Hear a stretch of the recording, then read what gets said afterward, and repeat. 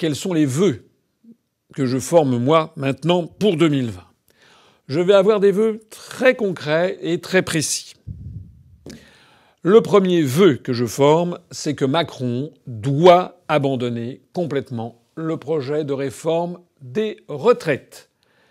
Et s'il le maintient, nous inscrirons dans notre programme pour 2022 le rétablissement du système actuel des retraites, avec notamment les régimes spéciaux et avec également des régimes différenciés selon la pénibilité du travail. J'insiste là-dessus. Nous l'avons dit et redit, cette réforme des retraites, elle est absolument injuste, elle n'est absolument pas justifiée par quelque urgence financière que ce soit, et elle n'est pas voulue par le peuple français. C'est donc une tyrannie. Et il faut rappeler à M. Macron que ça n'est pas le peuple français qui doit obéir à M. Macron, c'est M. Macron qui doit obéir au peuple français. Ça s'appelle la démocratie. Donc Macron doit absolument retirer cette réforme. Et s'il ne le fait pas, on va voir dans les jours qui viennent, au cours de ce mois de janvier, on va voir la suite des événements. Mais je pense que ce serait un grand tort politique qu'il commettrait. Le deuxième vœu que je forme, c'est que Macron doit soumettre la privatisation d'Aéroports de Paris au référendum des Français. On a appris il y a quelques semaines que plus d'1 million de Français, dont sans doute vous, en tout cas moi, compter parmi ce million de gens qui sont allés déposer leur signature pour demander l'organisation d'un référendum. Plus d'1 million de Français qui le demandent. Normalement, ça devrait être immédiat. D'ailleurs, dans le programme que j'avais présenté, j'avais prévu 700 000 signatures. Donc avec le programme de l'UPR, eh bien désormais, le peuple aurait son mot à dire, pourrait exiger ce référendum, le référendum d'initiative citoyenne en tout sujet que nous proposons depuis maintenant de nombreuses années. Eh bien, malheureusement, la réforme constitutionnelle qui avait été faite sous Nicolas Sarkozy a prévu 10% du corps électoral, c'est-à-dire 4 700 000. Bien entendu, il est très invraisemblable qu'on en arrive à la date butoir qui aura lieu au mois de mars 2020 à ce nombre. Mais M. Macron a le pouvoir d'organiser un référendum et le vœu que je forme, le deuxième vœu que je forme, c'est qu'il organise ce référendum pour ou contre la privatisation d'Aéroports de Paris. Le troisième vœu que je forme, c'est que Macron doit également soumettre aux Français un référendum pour ou contre la sortie de l'Union européenne et de l'euro, c'est-à-dire pour ou contre le Frexit. Bien sûr, je sais que certain nombre de personnes vont se récrier en disant qu'il ne le fera pas, mais je le demande quand même, je prends date. Parce que la présidence de Macron, elle est en train de très mal tourner. Elle tourne tellement mal d'ailleurs que vous avez, pour les élections municipales, ordre a été donné aux candidats de En Marche de se cacher, de mettre quasiment une barbe postiche, on cache le logo de En Marche, on se présente comme des citoyens tellement on a honte de soutenir Macron. Un très récent article du Parisien expliquait que Macron s'est complètement renfermé, il est victime d'une espèce de syndrome à la Ceausescu, renfermé sur lui-même, il ne veut voir personne. Et d'ailleurs, lorsqu'il sort de l'Élysée pour aller à la Lanterne, qui est un des pavillons réservés à la présidence de la République que l'on trouve au sud-ouest de Paris, eh bien, il est obligé de changer les itinéraires de peur en fait d'un attentat. Voilà la situation dans laquelle on est. Monsieur Macron, si vous voulez laisser dans l'histoire une marque qui ne soit pas une marque d'infamie comme c'est en train de tourner, vous devriez prendre le taureau par les cornes. Vous devriez expliquer aux Français ce que je ne cesse d'expliquer depuis plus de 12 ans, c'est-à-dire que les problèmes de la France tiennent au fait d'abord et avant tout que ce ne sont plus les Français qui décident de leur avenir collectif. Le problème que vous avez, monsieur Macron, avec la réforme des retraites, c'est que ce ne sont pas les Français qui l'ont voulu, c'est l'oligarchie qui manipule la Commission européenne, ce sont les BlackRock et les fonds de pension divers et variés qui veulent mettre la main sur l'épargne des Français. Eh bien, vous devez donc demander aux Français, est-ce que vous voulez rester dans l'Union européenne ou est-ce que l'on en sort ? Si vous le faites, vous passerez dans l'histoire pour un homme politique d'État, pour un homme d'État, un homme responsable. Si vous ne le faites pas, vous serez un jour jeté dans les poubelles de l'histoire. Mon vœu numéro 4, c'est que la prétendue opposition doit lancer la procédure de destitution de Macron par application de l'article 68 de la Constitution. Je l'ai dit et redit, ça fait plus d'un an. Les événements s'accumulent et nous allons mettre en ligne dans les tout prochains jours un dossier réactualisé de cette affaire. Monsieur Macron a piétiné un nombre de fois tellement incalculable la Constitution française que c'est désormais le devoir absolu de l'opposition de lancer. Et que l'on ne nous dise pas, comme le disent les hypocrites de la France insoumise ou d'ailleurs, qu'il ne faut pas le faire parce que ça n'aboutirait pas. J'ai déjà eu l'occasion d'expliquer de nombreuses fois que si on raisonne comme ça, il ne faut plus non plus faire de motion de censure contre le Premier ministre parce que ça n'aboutit pas. D'ailleurs, la France insoumise a fait des motions de censure contre M. Édouard Philippe qui n'ont pas abouti. Il en a refait d'autres. Pourquoi ce qu'il fait contre Édouard Philippe ne le fait-il pas contre Macron ? Et si on parle de ce principe, il faudrait également ne faire aucun projet d'amendement ou projet de loi déposé par le gouvernement parce qu'ils ne seront pas votés par la majorité. Non, tout ça, ce sont des faux fuyants. L'opposition doit lancer la procédure de destitution. Le cas Macron est maintenant, c'est un cas épais comme ça.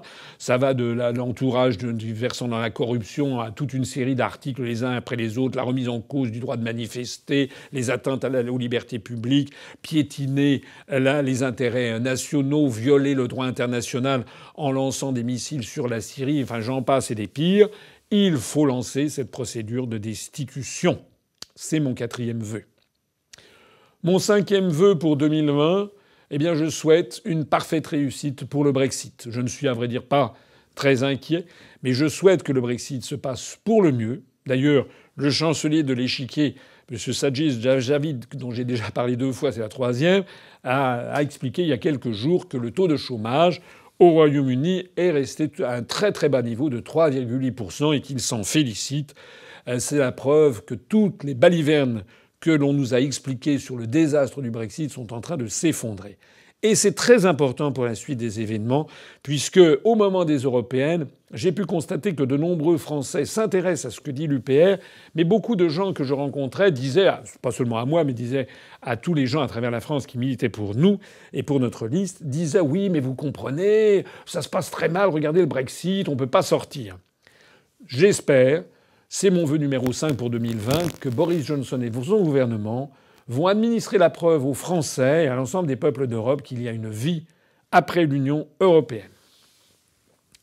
Mon vœu numéro 6, c'est un vœu de mobilisation générale pour que les Français comprennent ce qui se passe. La situation, elle est très, très, très, très grave. Les Français doivent bien comprendre que c'est l'essence même de notre pays qui désormais est en cause. La politique des eurorégions qui risque de morceler la France, comme on le voit dans d'autres pays d'Europe, en particulier en Espagne. La débandade généralisée de notre agriculture, de notre industrie, qui est laissée à l'abandon, le refus de nos dirigeants de défendre les intérêts nationaux les plus fondamentaux du peuple français en matière de stratégie industrielle, par exemple, en matière de recherche, en matière de protection de nos savants. Eh bien, tout ceci montre que la France est en train de s'effondrer.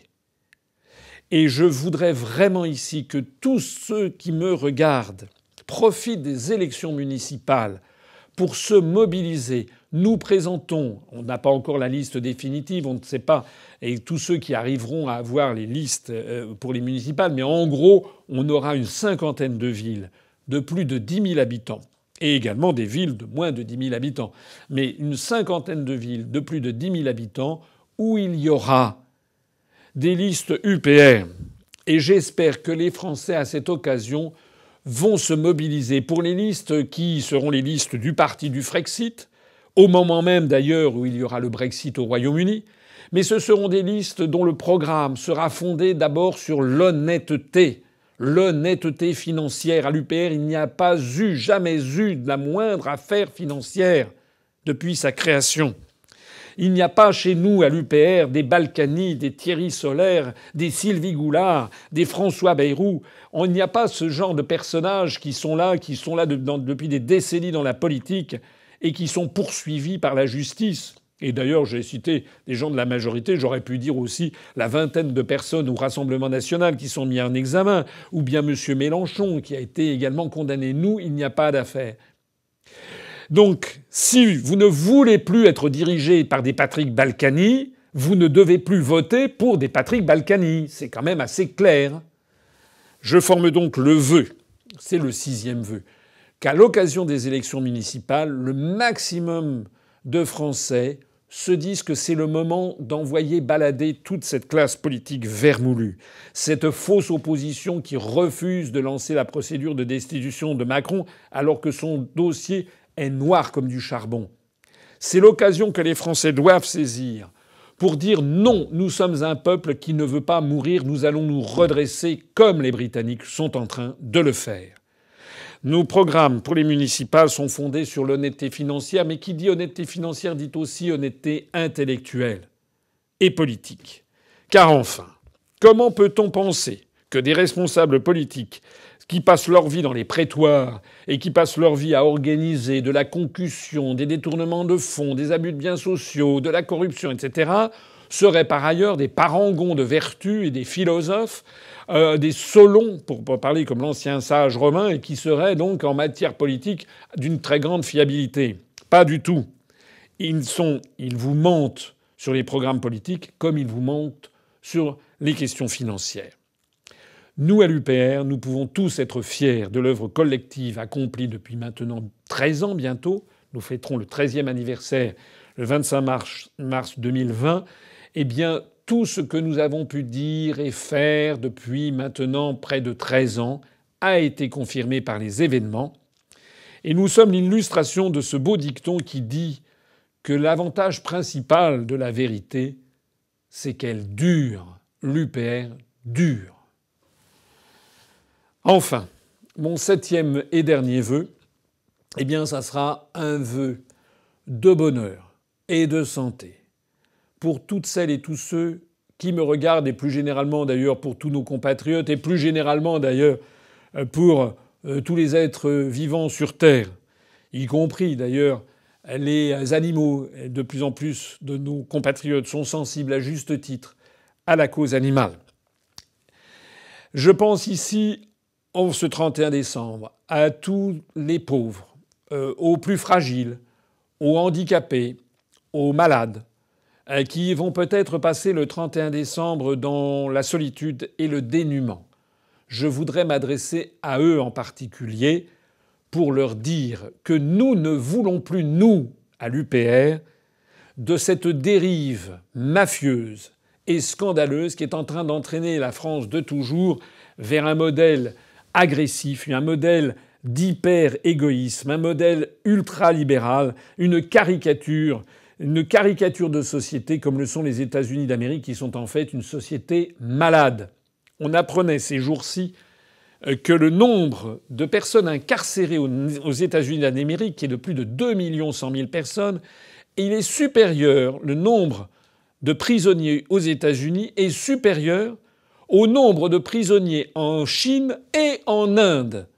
C'est-à-dire que la Chine et l'Inde ont une population assemblée 8 fois supérieure à celle des États-Unis d'Amérique, et pourtant il y a plus de prisonniers aux États-Unis d'Amérique que dans ces 2 plus grands pays du monde.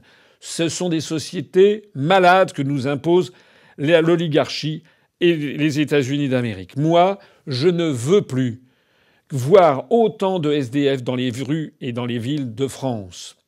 Nos responsables qui vont se présenter dans les élections municipales auront tous le souci de rétablir la justice sociale, de lutter contre la précarité, la pauvreté. On a appris que 400 000 personnes avaient basculé en dessous du seuil de pauvreté en 2018, un an après l'arrivée de Macron au pouvoir. Et la pauvreté des Français ne cesse de s'amplifier.